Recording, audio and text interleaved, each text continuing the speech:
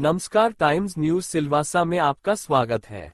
शुक्रवार के रोज सिलवासा में आदिवासी समाज के महानायक बिरसा मुंडा की जयंती बड़े ही उत्साह और गौरव के साथ मनाई गई।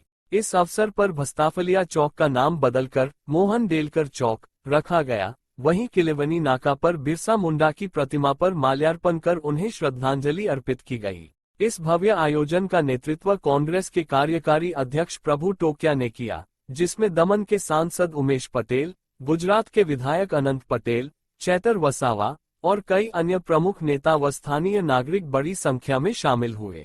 तो वही कार्यक्रम की शुरुआत रैली निकलकर की गई। रैली के बाद किलेवनी नाका पर बिरसा मुंडा की प्रतिमा का पूजन और माल्यार्पण किया गया। आदिवासी समाज के लिए धरती आबा कहे जाने वाले बिरसा मुंडा को याद करते हुए उनके संघर्षों और बलिदान को नमन किया गया।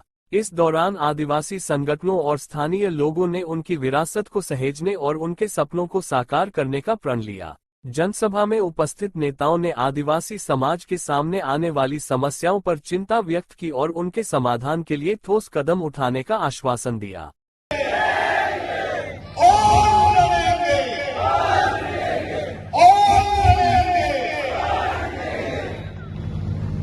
दादरा नगर हवेली की जमीन ने अरे मोहन भाई डेलकर की जमीन ने 100 वंदन। प्रभु भाई मारा भाई ना आमंत्रण ने मान आपीने आदिवासी समाज ना अवाज ने प्रस्थापन करवा माटे आपणे सौ भेगा थया छे। त्यारे आपणी साथे एवा चेतरभाई, डॉक्टर शांतिगर वसावा, दादरा नगर हवेली कोईना बापनी जागीर नथी, आदिवासी समाजनी जागीर छे। એટલે મેં કાન ખોલીને અહીંના કાકાને કહું છું, કાકા બિસ્તરા પોતલા બાંધીને ગુજરાત જાઓ।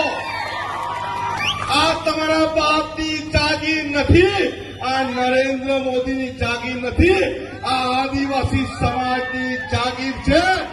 અને અમે આદિવાસી સમાજનું હિત કરશું ને તો અમે તમને છોડવાના નથી। કાકા જેને ડરાવવાના હોય ગભરાવને તો ગભરાવજો। આ આદિવાસી બિરસા મુંડાનું લોહી છે, કોઈથી ડરતું નથી અને કોઈથી ગભરાતું નથી। જેને સમજી લે પ્રભુભાઈ ટોકે એકલા નથી।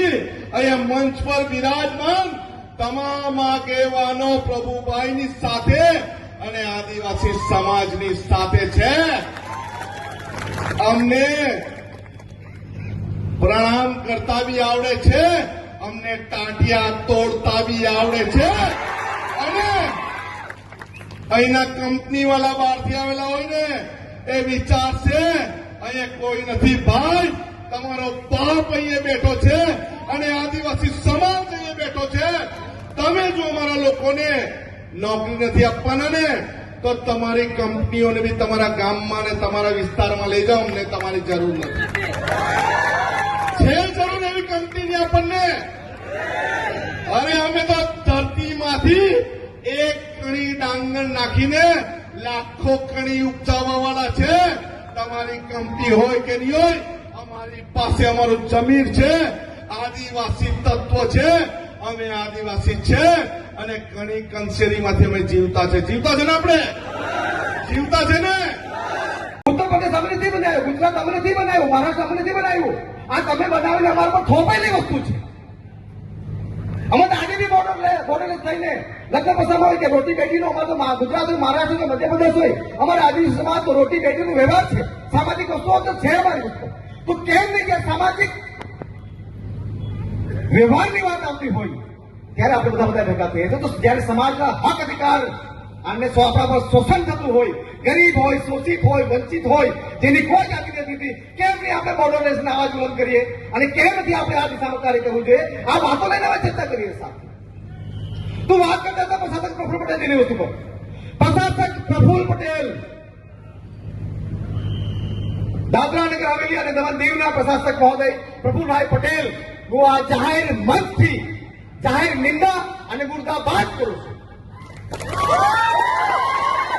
જે કરવું હોય કરે, કારણ એ આવતાની સાથે અમારા દાદરા નગર હવેલી બાહુલ્ય આદિવાસી વિસ્તાર में અહીંના બે ત્રણ કલેક્ટર, અહીંના દમણ દીવના અધિકારીઓ મળીને, અમુક નેતાઓ મળીને એવું જૂઠું બોલીને સંસદની પર કે ભાઈ દાદરા નગર હવેલીના આદિવાસી લોકો કે ત્યાંના પ્રદેશના લોકો વર્ષોથી આંદોલન કરી રહ્યા હતા દમણ સાથે મત થવા માટે.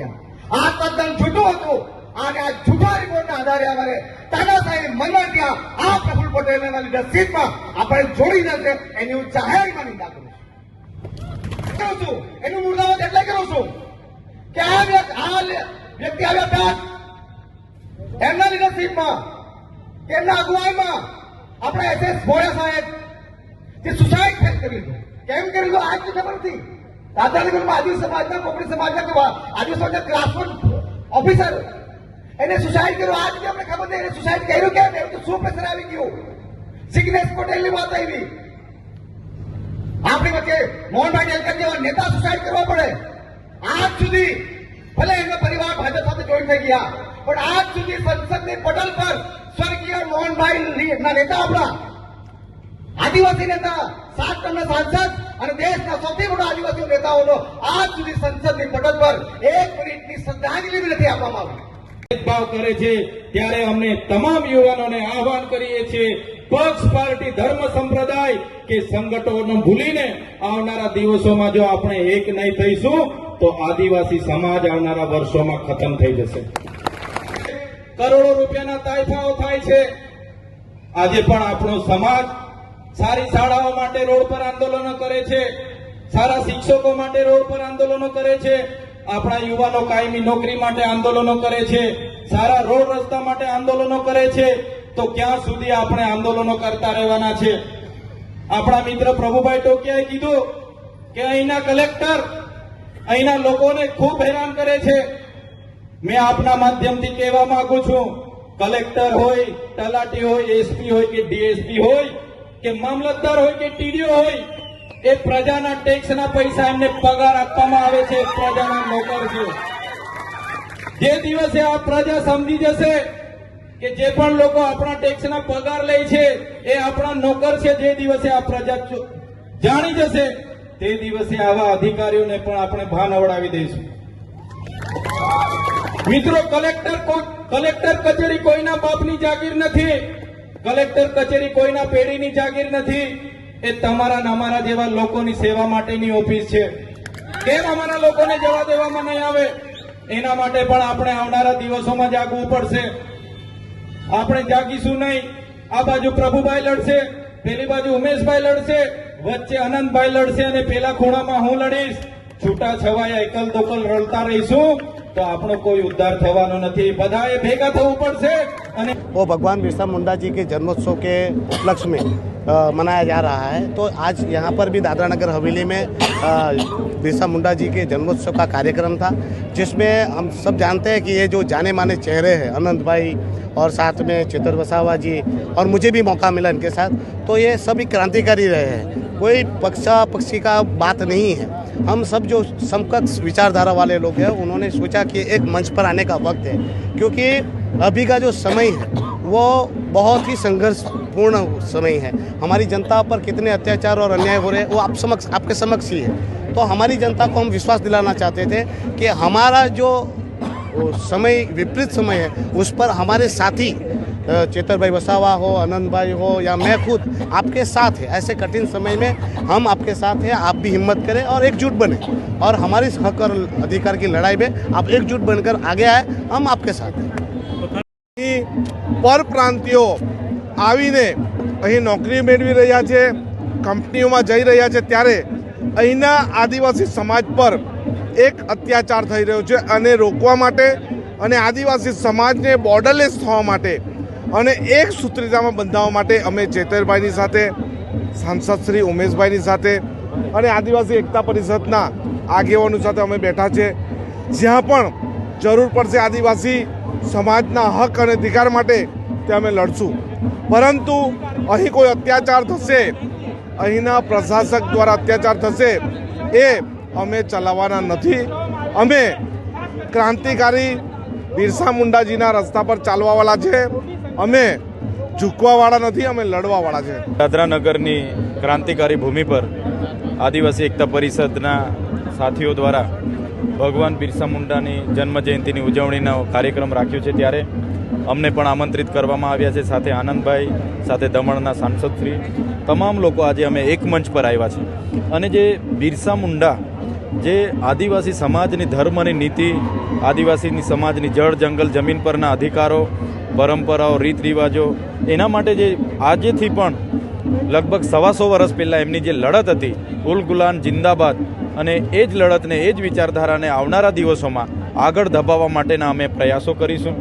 સાથે સાથે આ વિસ્તારોમાં આદિવાસી સમાજની જે 73 એની જમીનો હતી, એ અનેક પ્રોજેક્ટોમાં, એ હાઈવે હોય, જીઆઈડીસી હોય, રેલવે હોય કે અહીંના મોટા બંધો હોય, એમાં જમીનો સંપાદિત કરવામાં આવી છે. એનું યોગ્ય વળતર પણ નથી મળ્યું. સાથે અહીંના સ્થાનિક યુવાનોને અહીંની સ્થાનિક જીઆઈડીસીઓમાં રોજગારી મળવી જોઈએ, તે પણ મળી નથી રહી, અને દાળિયા મજૂર તરીકે એમનું શોષણ થાય છે.